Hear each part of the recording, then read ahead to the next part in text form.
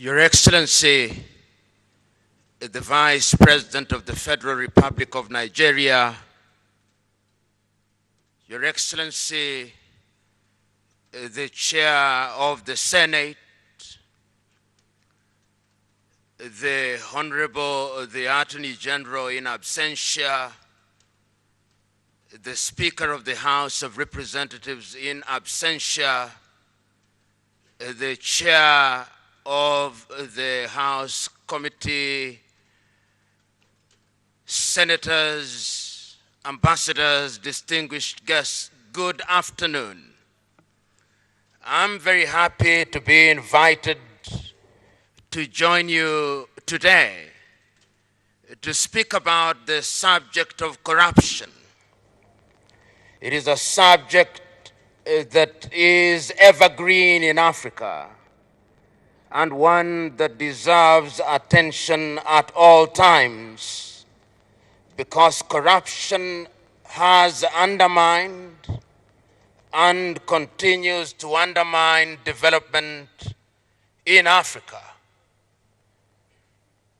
It is true that corruption is to be found in every society, but the reason why corruption in Africa must receive greater attention is because corruption in Africa continues to be pervasive and pernicious to the detriment of the continent. Many African countries would have realized great economic and political growth, but such growth has been stunted because of corruption. Today, many of us know that the 50-odd African countries combined have a GDP that is lower than many European countries such as Germany, Spain, France, and many others. And this is so because of corruption. Talking about the impact of corruption and governance in Africa, the Liberian president with whom I agree, Johnson Sirleaf, says that Africa is poor because it is poorly governed. And those who have looked at Africa for a long time, including the famous South African who has advised Rwanda's government, Greg Mills, in his book, Why Africa is Poor and What Africa Can Do About It, have asserted that Africans are poor because their leaders have chosen that path. It therefore gladdens me that I have been invited to speak in the presence of elected leaders. It has also been said that one of the reasons why corruption thrives in Africa is because Africa is in the business of canonizing thieves and sanctifying and celebrating the wrong people while it vilifies her good men and women. It has also been argued that Africans are in the business of punishing small thieves and electing the big ones into public office. And that is why, therefore, when one is asked to speak about corruption in Africa, one must ask the question why it is that Africa has never succeeded in this fight. I can't agree more that there is a place for legislation in Africa. But those who have observed Africa have also said that the problem of the fight against corruption in Africa is not the shortage of legislation. In fact, Africa has forests of legislation which are honored in breach. Which begs the question, what is the problem? The problem in Africa is that we have succeeded, rather paradoxically, to create an environment which allows thieving and thievery to blossom and thrive. We have created an environment that ensures that our men and women who engage in graft occupy positions of power and influence. And therefore, when one is asked to ask, what is it that other African countries have done in the fight against corruption which we can emulate, one must remind oneself that there have been a number of countries in Africa which have succeeded in the fight against corruption. And the reason why they have succeeded is because the leadership in those countries have demonstrated by word and deed that they mean what they say in the fight against corruption. As I said a few minutes before, African countries are quick to sign international instruments that speak against corruption. If you look at the countries which were the first to ratify the UN Convention Against Corruption, African countries were in the forefront. If you look at the countries which were quick to adopt protocols that speak against corruption, African countries were in the forefront, and Nigeria was never far behind.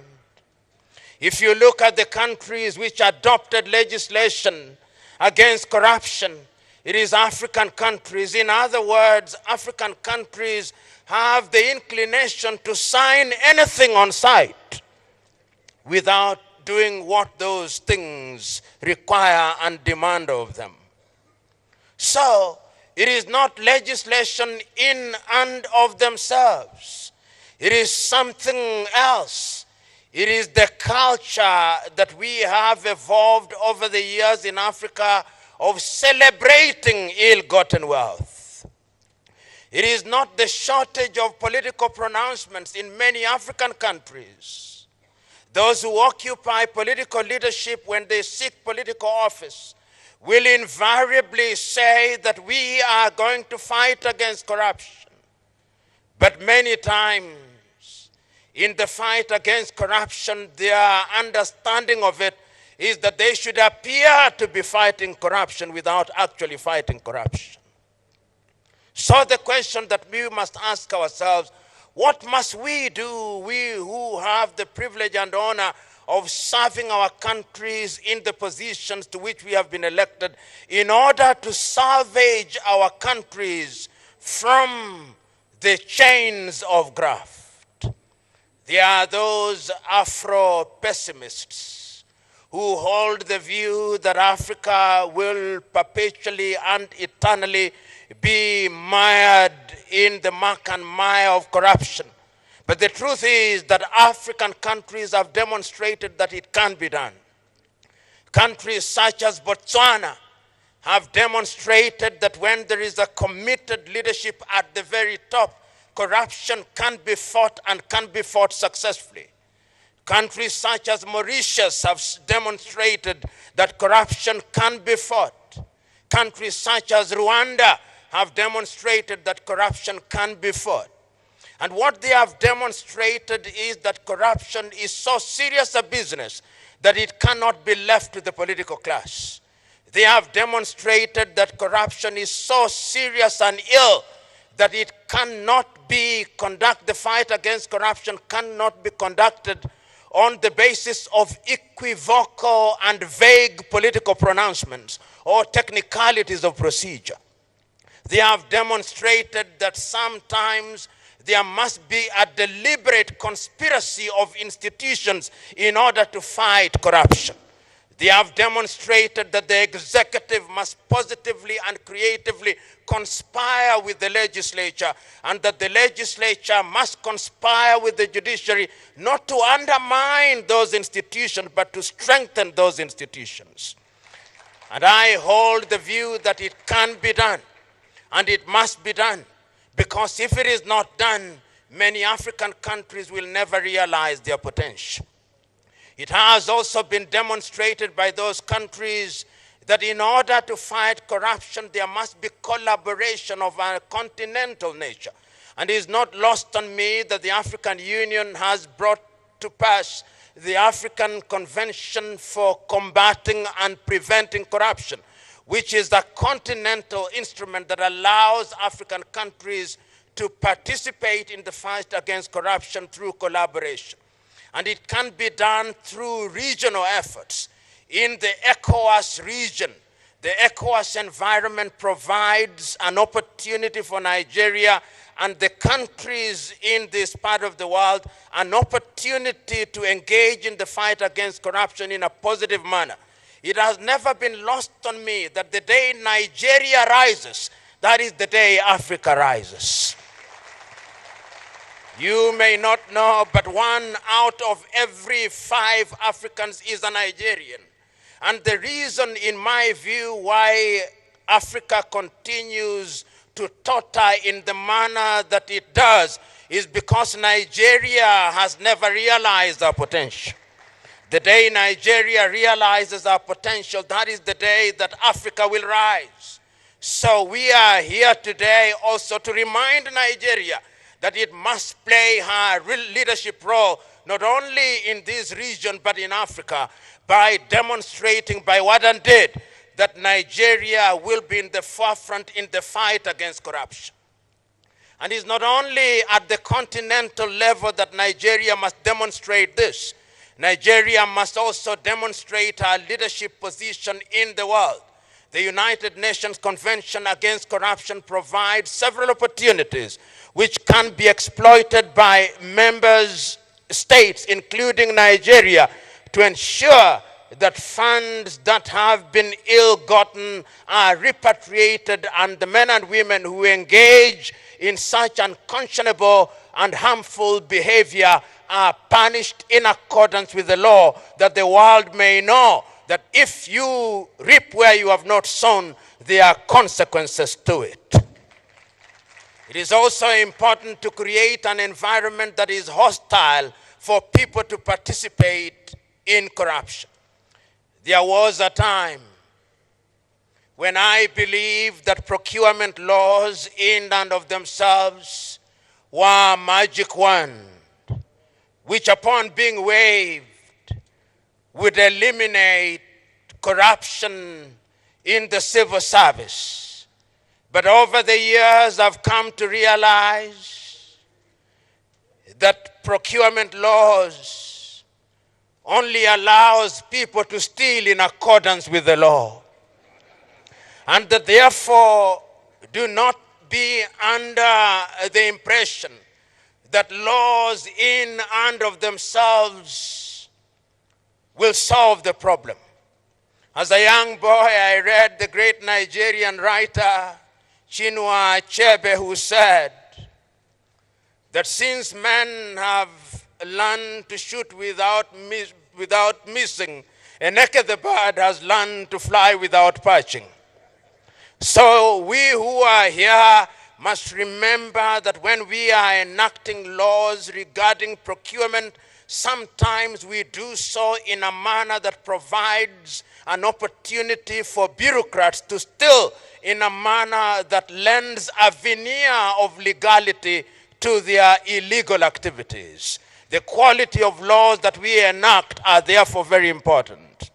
We must also, as a country, look at the lifestyle of the individuals who engage in public office.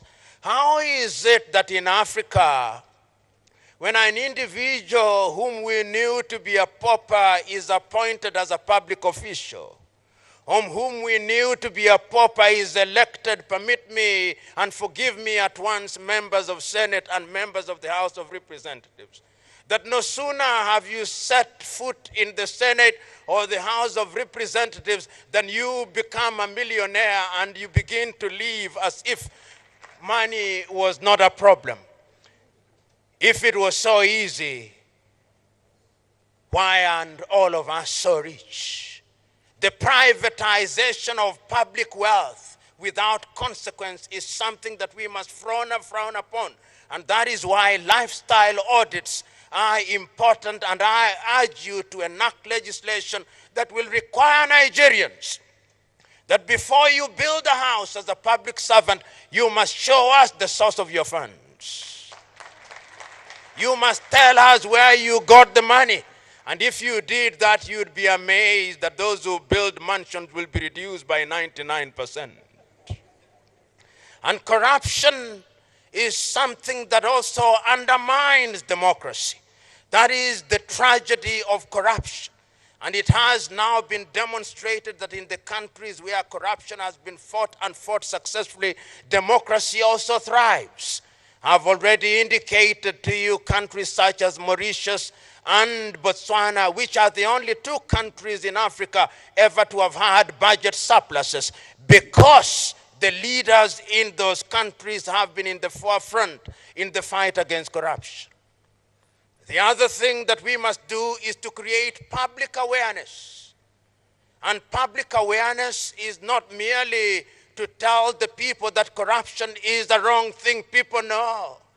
When people go to church on Saturdays and Sundays, they are told that corruption is a bad thing. When they go to the mosques on Friday, they are told that corruption is a bad thing. What we must do is to ensure that there is behavior change. And throughout history, it has been demonstrated that men only change their behavior when there is a threat of pain, the pain of deprivation or the pain of imprisonment. We must therefore ensure that those who engage in corruption are punished, and punished in accordance with the law. I was also asked to organize jointly with you, as I now do, what are the challenges that stand in our way in the fight against corruption?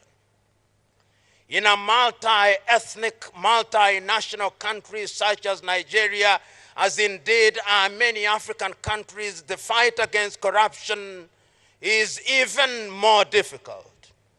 A friend of mine, in an attempt to rationalize corruption, once said, "How is it that fish can swim in the ocean without water getting into its mouth?" And I said, "What do you mean?" He said, "When you work in the public service, how is it that you cannot take a little out of the public service?" And I told him, "You are not a fish, and if you are a fish, close your mouth when you are swimming." And he also told me, "How can you be tethered around a tree and you do not graze on the grass that is around there?" I said, "You are not a cow, and even if you are, remember that the grass does not belong to you."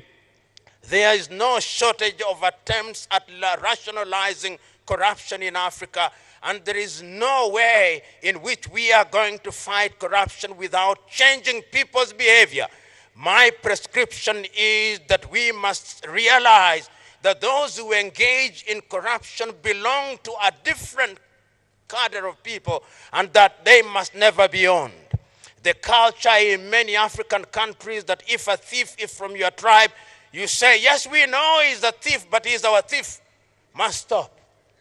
This ownership of thieves, because they come from our ethnic groups, or they come from our social class, or they come from our religious circle, is one of the things that undermines the fight against corruption in many parts of Africa.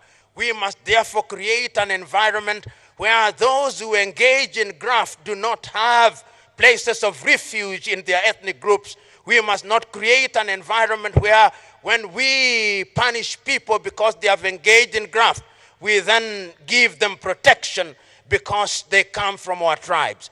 It is a problem that is going to persist in a country such as Nigeria, but is only through the legislature, which comprises people from all parts of Nigeria, that we can ensure that these thieves are not given the oxygen to breathe so that they can suffocate through their iniquities.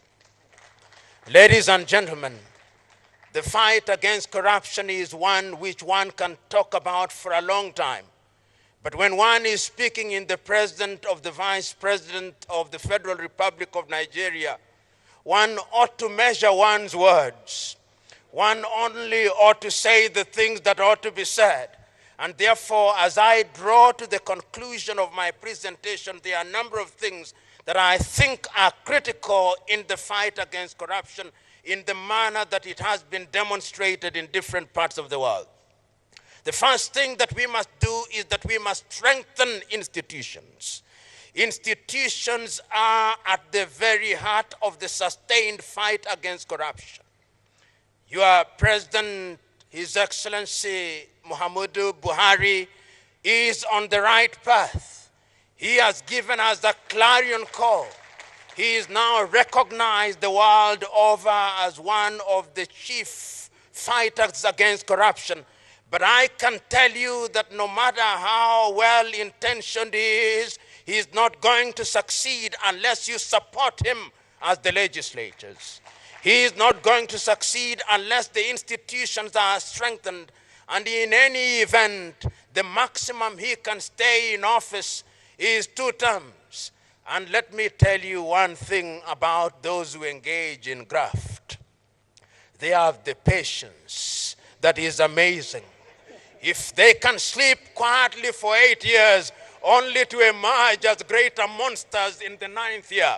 And therefore, what we must do is to create institutions that defy time. Those institutions must be institutions that are recognized by the law. If it is the institution of parliament, it must stay strong. If it is the institution of the judiciary, it must be purged of the men and women who engage in graft. If it is the institution of the executive, it must be strengthened. If it is the EFCC, it must be strengthened. If it is the civil society, it must be strengthened. It is only institutions that defy time that will ensure that we succeed in the fight against corruption.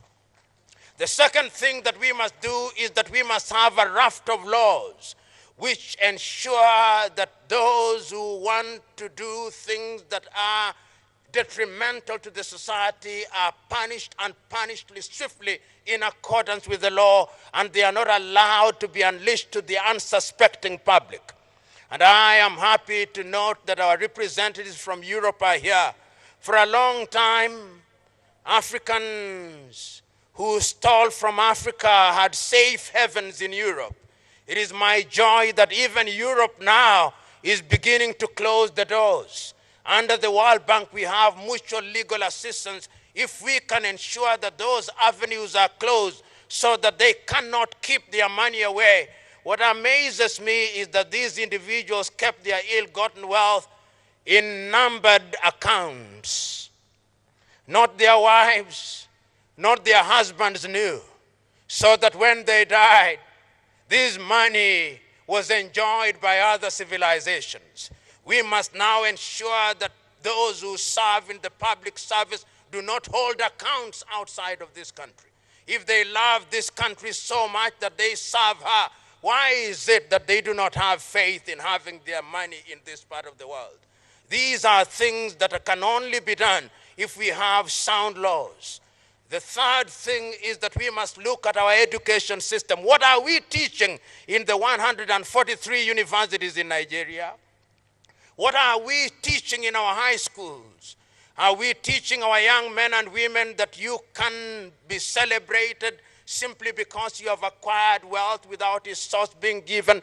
We must interrogate our curriculum, and we must involve everybody, religious leaders, traditional leaders, because how can it be that amongst the various peoples of Nigeria, you would not allow your daughter or your son to marry a thief who has stolen a goat, but a thief who has stolen naira is celebrated?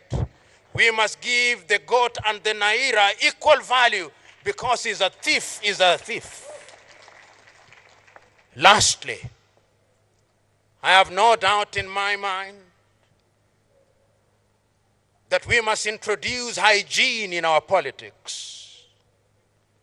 The day we introduce hygiene in our politics, so that our men and women who seek public office are men and women of integrity, so that our men and women who seek public office finance their campaigns in a clean manner, we will never succeed. I've always been amazed in many African countries that a person who, upon being elected, if he is a Nigerian, for 5 years will earn no more than 30 million naira, is prepared to spend 1 billion naira to go into public office. There must be something that they see that we, the electorate, do not see. And that thing is the ability and the opportunity to privatize public wealth. The day we introduce hygiene in our politics, the day we deal with the financing of our politics, that is the day that we will begin to sanitize our country, and that is the day that Nigeria will begin to be a great country. I look forward to the day, therefore, that corruption will be an exception rather than the rule. I look forward to the day, therefore, when the laws that we are enacting will be laws that will be observed. I look forward to the day, therefore, when we will have created an environment where we can prevent corruption. I look forward to the day, therefore, when national honors in Nigeria will be given to men and women who deserve it, not those who have bought them. I look forward to the day, therefore, when our young men and women in institutions of higher learning will have as their natural instinct, the instinct to do good. I look forward to the day, therefore, when the EFCC may be abolished because there are no more corrupt Nigerians. I look forward to the day, therefore, when all these laws will have their pride of place. I look forward to the day, therefore, when the protocols of Africa and when the laws of Africa will be in the Museum of History because corruption will have been eliminated. I look forward to the day when we will be able to say, like the man in the Bible, corruption, where is thy sting? Corruption, where is thy sting? God bless.